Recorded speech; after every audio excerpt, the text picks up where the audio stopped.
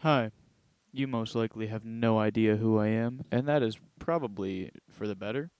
Um, but I make music, and I'm working on some new stuff, and I'm gonna show you some production techniques I've been using lately. So, this song especially, um, I really like. I'm using Drop F for a lot of stuff lately. I've found that despite how really low it might sound, it actually can create really open space for higher stuff to go on in a mix, and I'm really like I really enjoy it. But I'm using a lot of programmed synths and stuff now that, you know, it's pretty fun.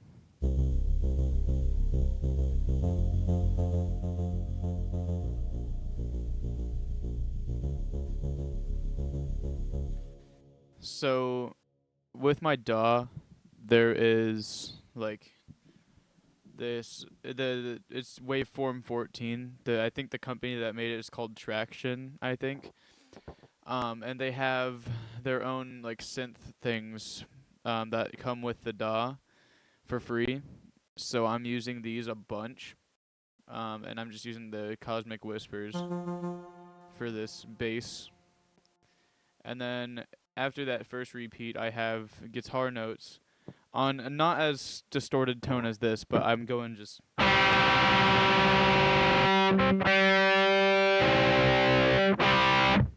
That was horribly out of tune. I'm sorry.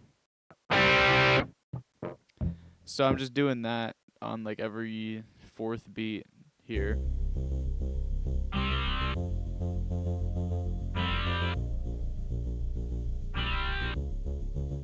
And what this is doing is I'm just trying to build like an atmosphere from almost nothing.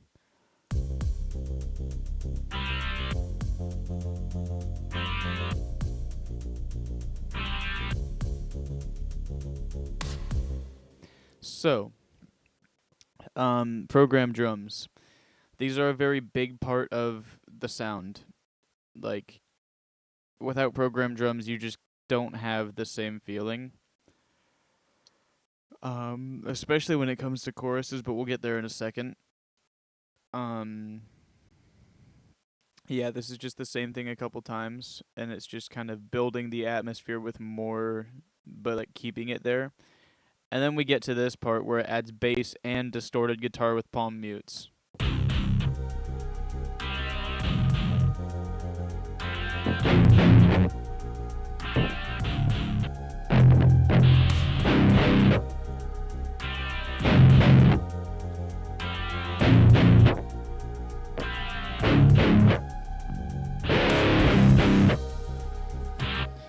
So, what's going on here is it's.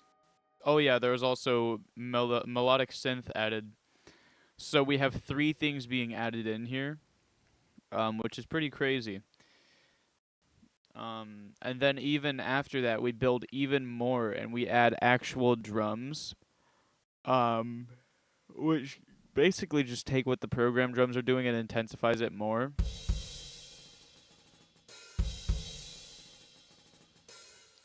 So as you can hear, the hi-hat rhythms are more than just straight eighth notes, like they are here.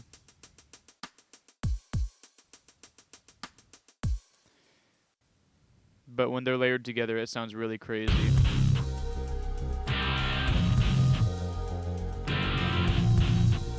Oh yeah, and then I forgot to mention that this lead line comes in right here.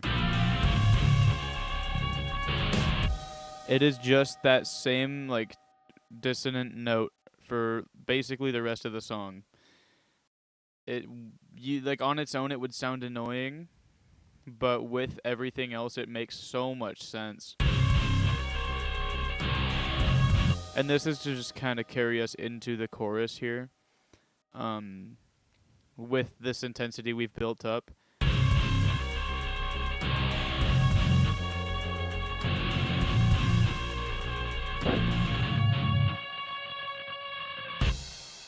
So, um I build up all this intensity and I just cut it off completely here. besides the high guitar notes and one or two palm muted notes. This creates a very big, like, modern metal. That's like a big influence of the sound, right? Um, how sometimes in the middle of a chorus they'll like cut it off and just have it be nothing, and then the drums will come back in while the guitars are starting to play their stuff again. That's basically what I'm doing here, as I'm just kind of treating this like an EDM mix, and I'm just building up, and then the drop hits, right? This makes it so much more effective than if I were to just carry all of this on. Like, just listen to this for a second, right? We got.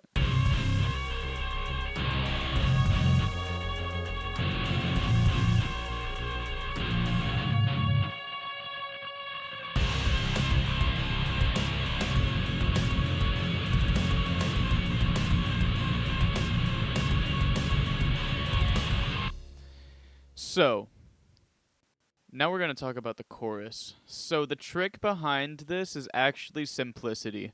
We don't want chords, we want single notes. Um, Now, I know I was palm muting chords in the build-up, but that's because palm muting chords sounds freaking cool. This, we just want pure intensity. And you would think, oh, let's use power chords, not palm muted this time. But actually, the trick is to use single notes when you're in this low of a tuning. I just did straight eighth notes, just. Oops.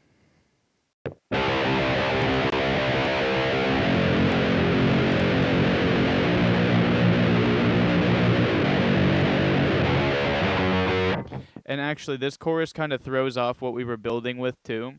Because for the entire building, I didn't go down to the first fret at all. I went to the first fret on a different string, yeah, but I was doing a different chord progression originally. It was or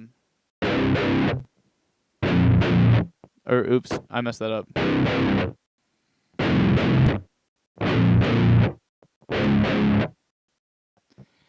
And then in the chorus, we like fake it out, and instead of going to this note, we go to this note. And we briefly visit that other note for a minute in the transition of the notes, but I think it's a pretty neat little thing I did there. And then obviously we have the guitars up here.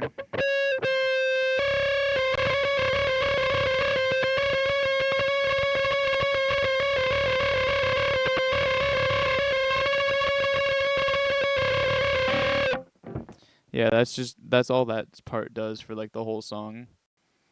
But without it, it makes such a difference. It just adds so much atmosphere, you know? And also, you might not be able to pick out this synth layer very easily, but also without it, it's so different.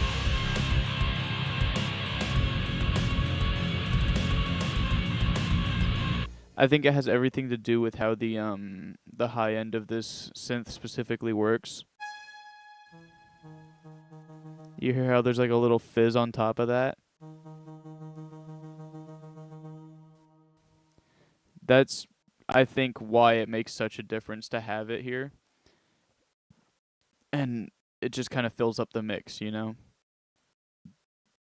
And then we're going to talk about the verse now, because I've kind of gone over everything in the chorus besides the drums. The drums are just a more intense, they're like a pretty basic, intense drum beat. We just got like a pretty classic, nu metal kind of thing. That is not what I wanted to do. Just get that nu metal bounce in there. But yeah, the verse. So, for the verse, I went for more of a basic rock kind of beat in the drums, as you can hear. So I'm gonna show you what the different drums parts do, because they do have very specific roles in each of the songs I'm working on now. So the real drums.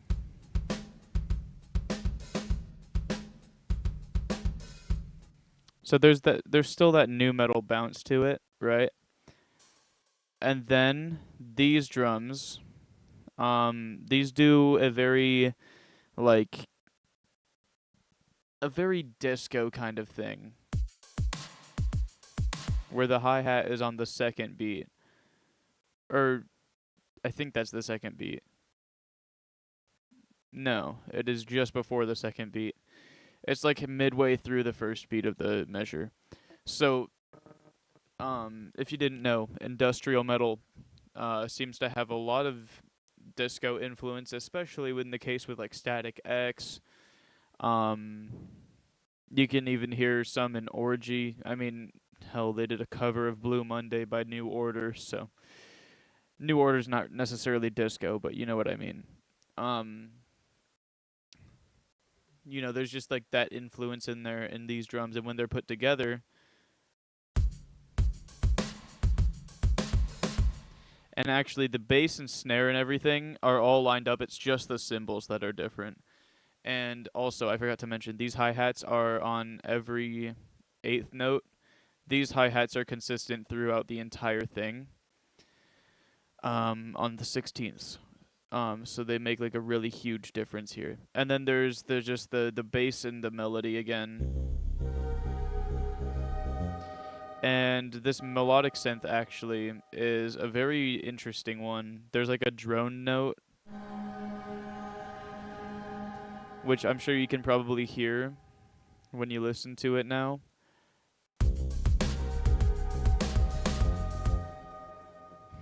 I don't know. It's just kind of cool. And then so it's just that stuff for a little bit, and then it comes back to this guitar. However, this time it's more quiet and subtle.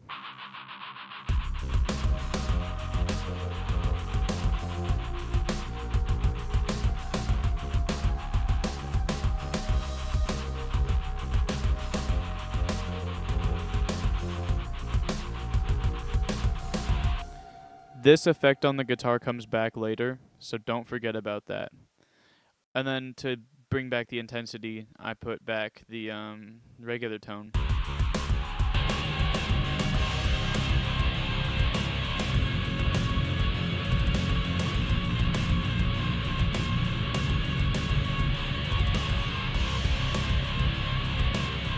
And we just go back into the chorus again. I already went over the chorus, so. Although, midway through this chorus, we do have another one of just the lead line. So that's like that modern metal influence I was talking about there. Like, I think I Prevail's done that quite a bit. That's one band I can think of specifically.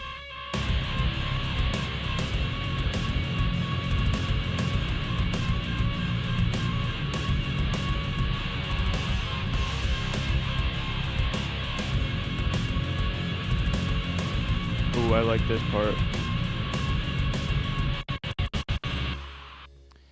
So, if you've ever listened to Spineshank at all, you know exactly where I get this from.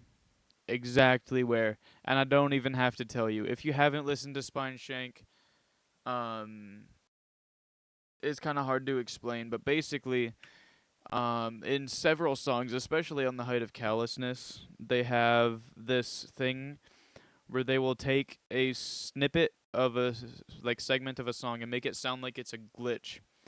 The most prominent example I can think of that's everybody that has listened to Spineshank will know is the vocals in Play God towards the end where he says never take it.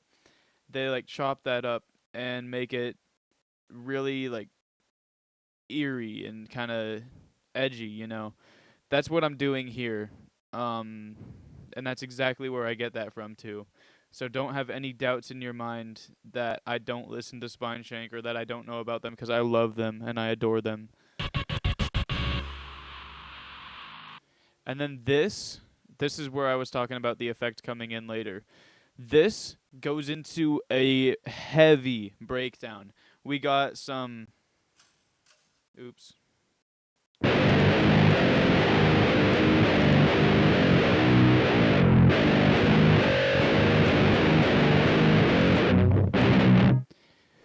It just like teases that. Um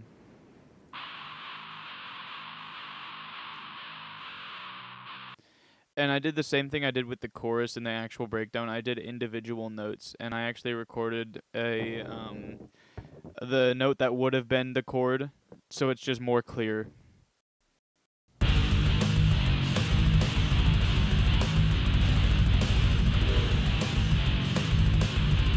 So like right here I'm going,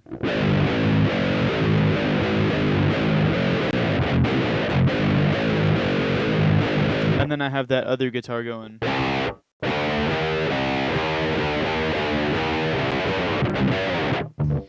So it's like making the chord, but it's still really clear, like I said.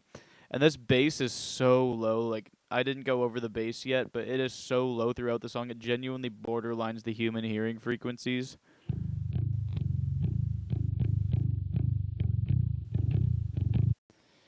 Like, F is crazy on bass, bro.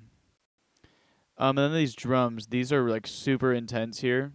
This is probably some of my most proud drum programming.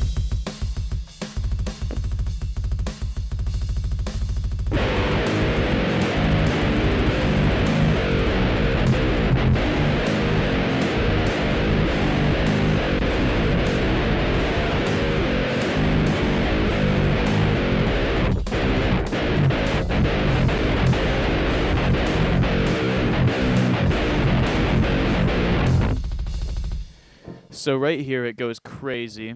Very like death metal inspired, obviously. That's a big influence as well in this genre.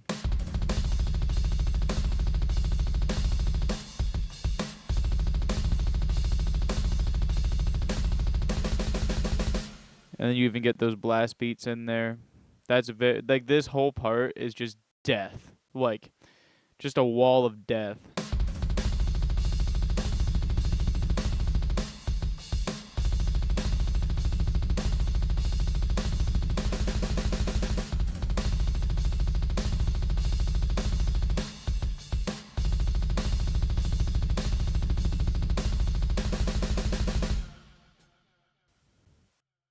And then there's just like these hi-hats, and it leads back into the chorus.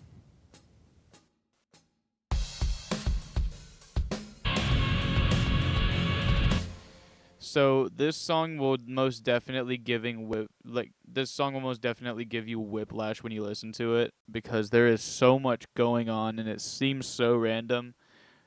I just wanted to go over the production techniques because I'm really freaking proud of this song. And then the end, it just kind of like everything kind of fizzles out. Everything comes together, and then after one repeat of that, it goes down to just the electronic stuff, and then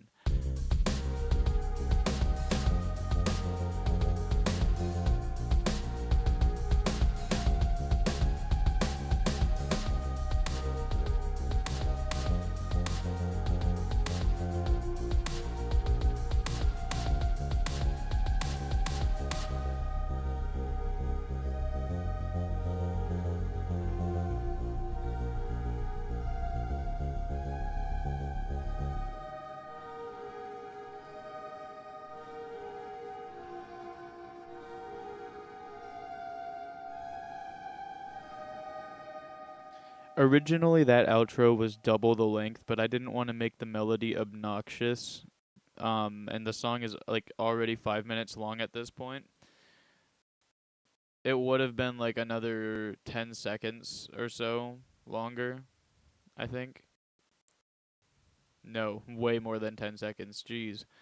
It would have been another 30 seconds of just that, and I didn't want to drag it on because it's basically the same thing the whole time.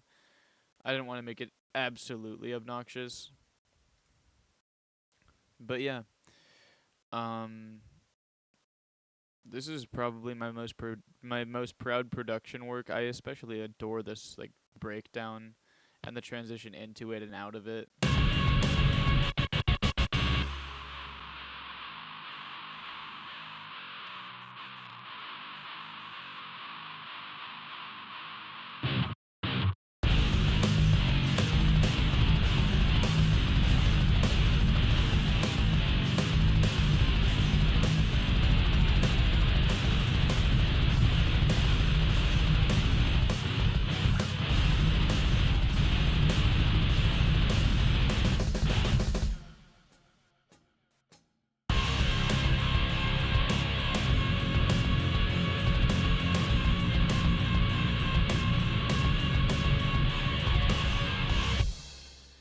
Yeah, this is like probably my best song, and I haven't even recorded vocals or anything yet. There's just it starts minimal, ends minimal, and it has like big, big in between. I'm proud of it, and that's the production I did for it. So hopefully, actually, hold on. Before I end the video, actually, I want to go through every plugin I use. So Blue Cat free amp. Um, these are my settings. This obviously will have to be different depending on what guitar you use. You don't need to copy my sound. This is just what I do. This obviously, as it indicates, is a free amp VST, and it works so well. You can use it forever. You don't have to pay for it after a few days. It's nice, and it gets me that tone. And I can even show you.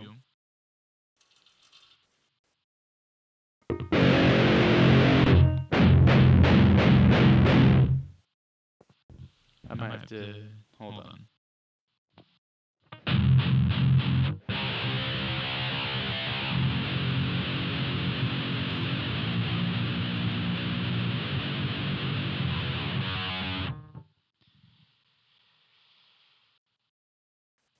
Yeah, so that amp is like the secret behind the really crazy tone. Along with this EQ, but this EQ is also very like specifically tailored to my instruments and my mix and everything. I also for distortion and noise gate, I have been using the Mooer GE100. Gets you some pretty crazy stuff, and it's not horribly expensive. I got it for Christmas one year.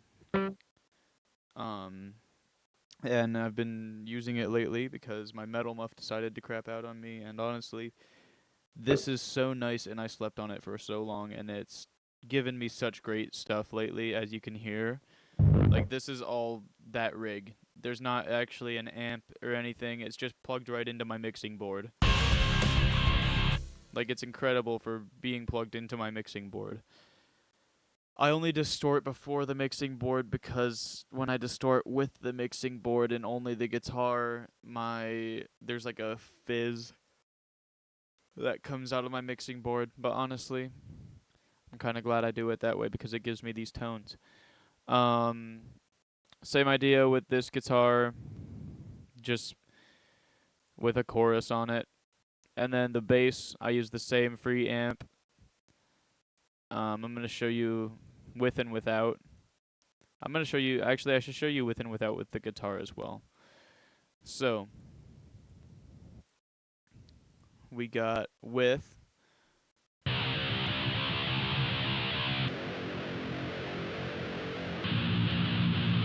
It just makes it sound that much better. And then with the leads,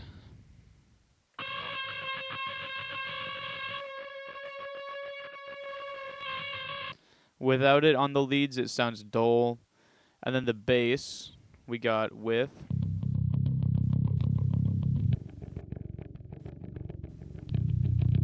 It just doesn't have the same power without the amp. And then we have the drums. So Moto drum is my drum, like my real drums. And it works wonders, honestly. I don't even have to add any like EQ or effects to it. And then there's Trias Player. That's what I used for the program drums on this one. I specifically used the Galactic Disco thing.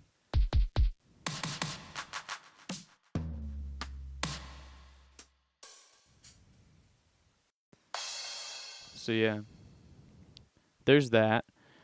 Um, and then for this, I literally just took my tone, except I made it mostly mids and treble, and took almost no bass.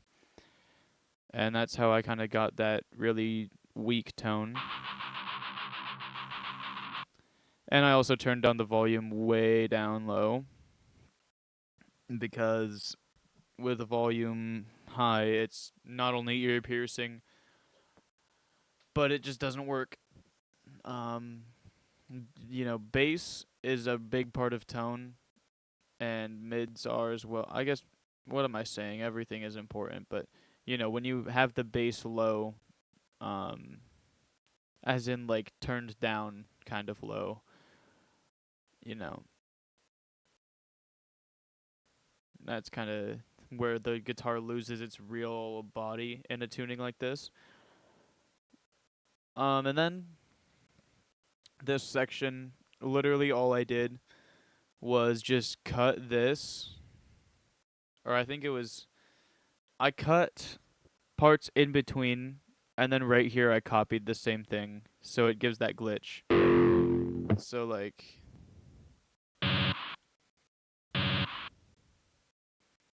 you know, you can hear it like progressing still up until there. When you copy the same thing over and over again, though, that's when it sounds like a glitch. Because it sounds like it's struggling to process.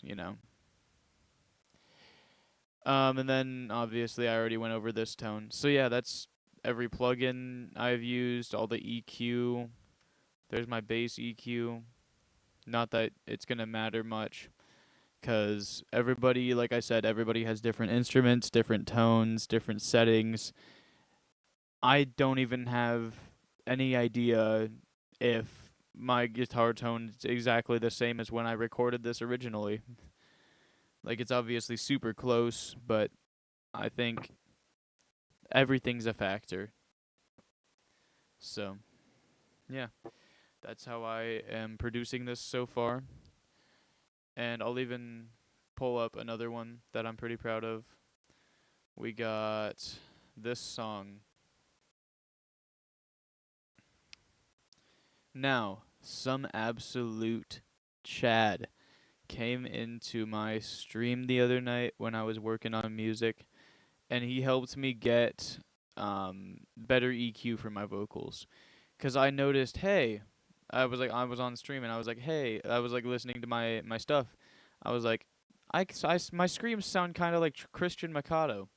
And so I'm going to show you without the EQ first. Your son of love to bipolar you! Right. So that's not the greatest example, but with the EQ, your son of love to bipolar you! It sounds like really close, and I'm really happy that that person came in. Tearing me down! It's your form of construction! It sounds better with the mix, I swear. Tearing me down! It's your form of construction! And then at the end, I had this really long... Yeah. But everything's kind of the same idea in this song, although the guitar had a slightly different tone. But I was also in a higher tuning for this song.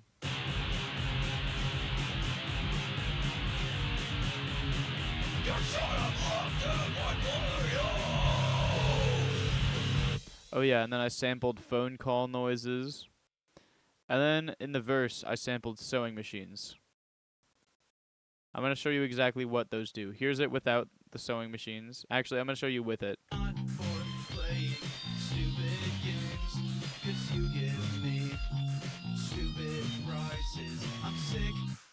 So, to an untrained ear, it might sound like there's nothing different.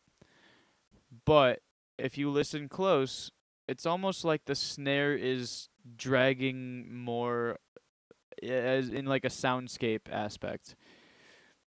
'Cause, without them, it's like a but with them it's like a it like goes out for that whole beat.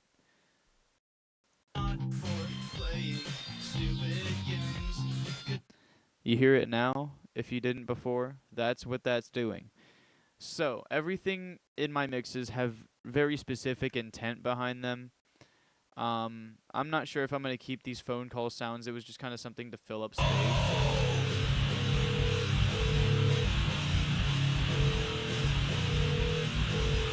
They were originally bell sounds, but I wanted to do something more original and not completely rip off El Nino.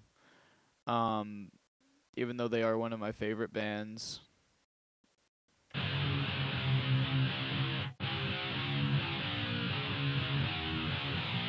Originally, there was like a voicemail sample at the end. Like, your call has been forwarded to an automated voice message system. But that ended up getting cut out because of this epic scream. Freaking Christian Mikado over here. Not actually. I could never compare to that legend of a vocalist. Um. Oh yeah, and then the verse we have this lead guitar.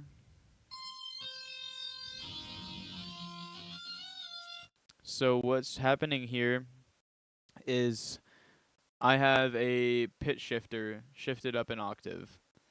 But the pitch shifter on my pedal is really weird and it has like these weird phase sounds to it. And I'm just going.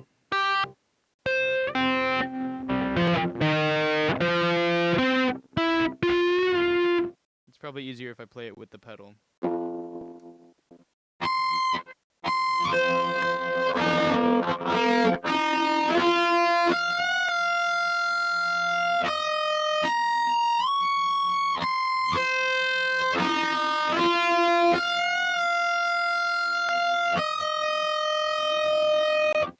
So yeah, that's what's going on there. Except there's chorus on the final mix.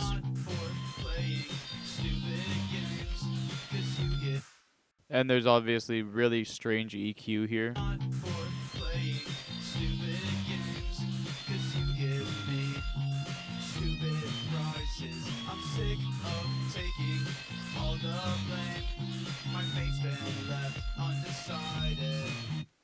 So yeah, that's what's going on there. If you couldn't tell, this song is very inspired by Orgy as well.